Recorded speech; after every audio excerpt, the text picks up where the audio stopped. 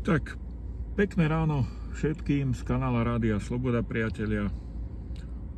Ďakujem všetkým, ktorí si pozreli minulé video. Dúfam, že budú postupne pribúdať nielen tí, čo sa ho pozrú, ale aj tí, čo napíšu svoj názor, pretože nikto nie je neomylný a poznať cudzí názor je vždy na prospech a nie na škodu, aj keď samozrejme na Slovensku sa často stáva, že povedať svoj pohľad znamená stať sa nepriateľom väčšiny spoločnosti. Dnes by som chcel niekoľko slov k trestnému stíhaniu, ktoré začala generálna prokuratúra vo veci nezvládnutia pandémie COVID-19 a k ukončeniu v úvodzovkách misie Eduarda Hegera v hnutí Oľano. K prvej téme to skúsim povedať takto. Dôvody na prešetrenie postupov v rámci pandémie COVID-19 pod vedením vlády Igora Matoviča som videl už oveľa dávnejšie ako začiatkom tohto roka. A dosť som sa divil, že generálna prokuratúra aj napriek tomu, ako boli medializované správy o postavení Slovenska v rámci krajín, ktoré riešili pandémiu,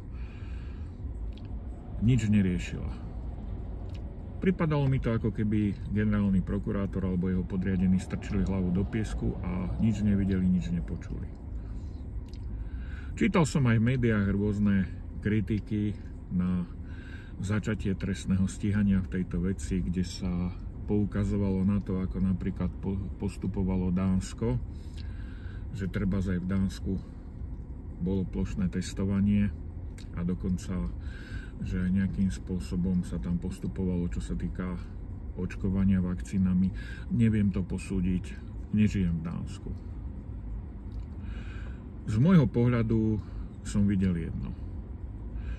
Plošné testovanie obyvateľstva nebolo zvládnuté. Zorganizovalo sa spôsobom, po ktorom začal prudko rásť počet prípadov nakazených a rovnako počet úmrtí. A nad tým by sa mal niekto zamyslieť. Rovnako som videl stanoviska odborníkov, ktorí s týmito postupmi nesúhlasili. Boli názoru, že plošné testovanie áno, ale nie spôsobom, ako sa organizovalo. Akým spôsobom sa malo organizovať a či sa malo organizovať, to je naozaj na stanovisku odborníkov. Z môjho pohľadu vláda Igora Matoviča a neskôr Eduarda Hegera nezvládla vôbec nič, čo sa týkalo pandémie. A kde mohli, tak tam viac menej škodili. Možno nie úmyselne, ale zodpovednosť za konečný stav by niekto mal niesť a mala by byť voči niekomu vyvodená. Už len preto, akým spôsobom dopadlo zdravotníctvo, akým spôsobom dopadli mnohí pacienti, ktorí počas pandémie mali značné problémy nie len riešiť svoje dlhodobé ochorenia, ale častokrát sa dostať aj k lekárovi, kde v niektorých prípadoch lekári zrejme zložili Hipokratovú prísahu skôr omylom. A to, že je naše zdravotníctvo vo fatálnom stave, ešte nie je dôvodom na to, aby sme ten daný stav, ktorý vtedy vznikol, jednoducho prehliadali. Čiže prešetrenie postupov počas pandémie áno, ale prišlo neskoro a z môjho pohľadu je skôr naprogramované ako súčasť predvolebného boja. Dlhodobo totiž neverím, že generálna prokuratúra je nezávislá. Že rozhoduje nezávisle. Časté uplatňovanie istého paragrafu môžem brať tak, že orgány činné v trestnom konaní sú pod tak obrovským politickým tlakom, že robia chyby a generálnemu prokurátorovi neostáva nič iné, ako tieto chyby naprávať, aj keď na druhej strane zase nesúhlasím s honbou médií po generálnej prokuratúre, pretože paragraf 363 síce zastaví nejaké konanie, ale nebráni, aby sa vo vyšetrovaní daných skutkov ďalej pokračovalo. Akurát sa musí pokračovať iným spôsobom a dôkazy sa musia zaisťovať po inej línii. Čo samozrejme redaktori v médiách ako si ignorujú, pretože to už by sa nejakým spôsobom nehodilo do toho rámca manipulácie s verejnosťou a nedal by sa s tým dosiahnuť ten cieľ, ktorý dosiahnuť chcú. Aký cieľ chcú dosiahnuť, to si netrúfam odhadovať, pretože keď by som hľadal na Slovensku nezávislé médium, asi by som musel zo Slovenska odísť, pretože by som ho nenašiel.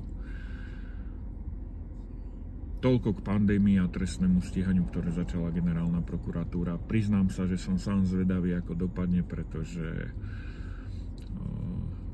neverím na to, že by mohlo na Slovensku dôjsť k nejakému výraznejšiemu potrestaniu politikov za to, akým spôsobom uškodili štátu a národu. A skôr mám obavy, že to bude len ďalšia fraška. Eduard Heger. Včera podľa medializovaných vysvetlení skončil svoju misiu v hnutí Oľano a odchádza z hnutia. Čo na to povedať?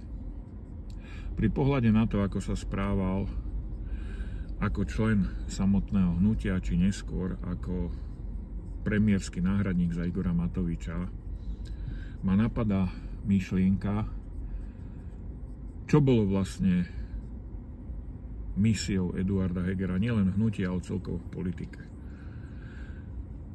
Pretože každý, kto sa pozerá na spôsob jeho rozhodovania a správania, tak začne mať pochybnosť, či jediným cieľom jeho politickej misie, ako to sám nazval, nebola oddaná služba Igorovi Matovičovi bez ohľadu na to, aké bude mať následky. Heger mal dostatok dôvodov na to, aby Igora Matoviča ako premiér odvolal aj z funkcie ministra financií. V nejednom prípade bolo vidieť, že Matovič na funkciu akéhokoľvek ministra, a už vôbec nie premiéra, jednoducho nemá. Nie je na to spôsobili. To musel vidieť každý triezvo uvažujúci volič, každý triezvo uvažujúci politik. Rovnako Heger musel vidieť, že Matovič nie je politikom konfliktu, ako ho svojho času nazval Andrej Danko, ale skôr je konfliktným človekom, ktorý pokladá za nepriateľa každého, kto si dovolí mať iný názor a kritizovať ten jeho. A rovnako musel Heger vidieť, kde skončí koalícia, pokiaľ nevyrieši status Igora Matoviča. Mnohí môžu teraz povedať, že Matovič predsa nemôže vyhodiť svojho stranického šéfa. Môže, nemôže, myslím si, že s výnimkou Slovenska by v každej inej krajine predseda vlády našiel tú odvahu a jednoducho by siahol po odvolaní stranického šéfa aj za tú cenu, že by neskôr stranický šéf torpedoval jeho činnosť v pozícii predsedu vlády. Dokonca si myslím, že ak by naozaj mal Eduard Heger nejakú reálnu misiu, v rámci ktorej by chcel prospieť Slovensku, tak by najprv verejne vystúpil, vysvetlil by jasne a zreteľne verejnosti, prečo musí Igora Matoviča odvolať a prečo je to nevyhnutné, pričom by verejnosť upozornil, že je dosť pravdepodobné, že bývalý premiér a odvolávaný minister financií bude vládnej koalícii škodiť, pretože preňho je dôležitejšie jeho vlastné postavenie, preňho je dôležitejšia jeho vlastná postavička, jeho vlastné ego, ako záujem štátu a záujem národa. Ak by na toto Heger našiel odvahu, myslím si, že koalícia z roku 2020 by dnes ešte reálne fungovala. V médiách by sa pravdepodobne opakovali aj samozrejme na sociálnych sieťach rôzne útoky zo strany Igora Matoviča, ktorý v podstate nemá čo povedať a tak len si vymýšľa a fabuluje a občas náhodou strelí toho povestného capa, ale vždy iba v zlom. A Heger by si aspoň zachoval tvár. Takto ho verejnosť vníma ako politika bez chrbtovej kosti, ktorý vlastne bol len tou povestnou bábkou na čele slovenskej vlády a ďalej o všetkom rozhodoval Igor Matovič. V tomto smere sa postavenie Hegera ničím nelíši od postavenia Ivety Radičovej, ktorá tiež bola dosadená na čelo niekdajšej vládnej koalície len preto, že pre verejnosť boli nepriateľní Mikuláš Dzurinda a Ivan Mikloš. A vláda v podstate vydržala rovnaké obdobie ako v prípade Eduarda Hegera, pretože niečo, čo je umelo vytvorené, obvykle dlhú životnosť nemá.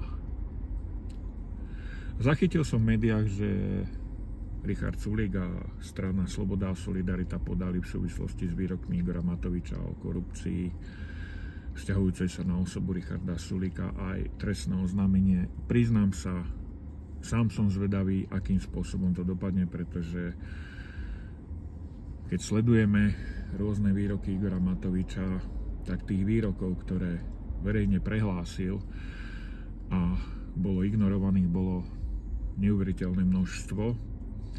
A osobne si myslím, že aj v tomto prípade bude konanie nejakým spôsobom zastavené a bude niekto tvrdiť, že sa jedná len o výrok v rámci nejakého politického rámca, v rámci nejakého politického boja, ktorý je akosi nestíhateľný.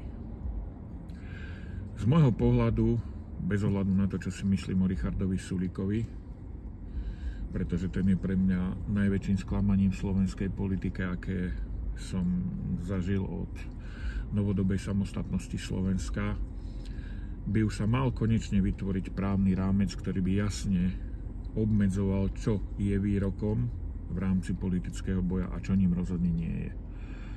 Tých výrokov, ktoré mal Igor Matovič na adresu svojich oponentov, a nie len on, je za krátku existenciu Slovenska neuveriteľné množstvo.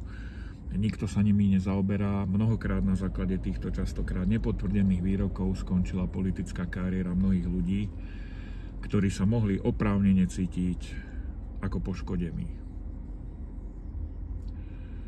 Minimálne by niekoho malo zaujímať aj to, že Igor Matovič na jednej strane prehlásil, že zverejní výroky o korupcii vzťahujúce sa k Richardovi Sulíkovi pred voľbami. A možno by každému súdnemu poslucháčovi malo vrtať v hlave, ako vôbec niekto príčetný, ak teda je príčetný, môže na jednej strane tvrdiť, že má informácie o trestnej činnosti a na druhej strane si určovať právo, kedy tieto informácie zverejní. Pretože potom máme celkom zbytočne na Slovensku nejaké zákonné normy, nejaký trestný poriadok, nejaký trestný zákon, keď nejaký politik si svojvoľne vyhlási, že veci sa budú riadiť podľa toho, ako si on predstavuje. Neverím v to, že by došlo k výraznému obratu na Slovensku, čo sa týka týchto rôznych trestných oznámení a týchto žabomyších vojen v pohári vody. Ale dúfam, že raz sa konečne niekto dostane k moci, kto začne naozaj triezvo uvažovať, komu začne prekážať to, že máme 150 poslancov v parlamente, ktorí rozhodujú na základe záujmov a príkazov stranických centrál a nerozhodujú na základe svojho vedomia a svedomia. A nájde sa niekto, komu začne napríklad vadiť aj to, že do poslaneckých hlavíc sa môžu dostať aj tzv. Mentálni atléti, to znamená ľudia, ktorí by nikto nepokladal za spôsobilých, čo len riadiť verejné toalety. Posledný parlament bol a je ukážkou toho, ako sa dá hlboko padnúť, pokiaľ volič je ovplyvnený bezbrehou nenávisťou a prestane rozmýšľať. A pokiaľ neexistuje právny rámec, ktorý by obmedzoval nejakým spôsobom svojvôľu politických strán. Pretože ako som spomenul kedysi minulý rok v inom príspevku, právo voliť a byť volený v prípade Slovenska existuje len na papieri. Kto nespolupracuje alebo nie je členom tzv. Politickej mafie, tak šancu byť zvolený má skutočne len minimálnu. Ja želám všetkým príjemný deň.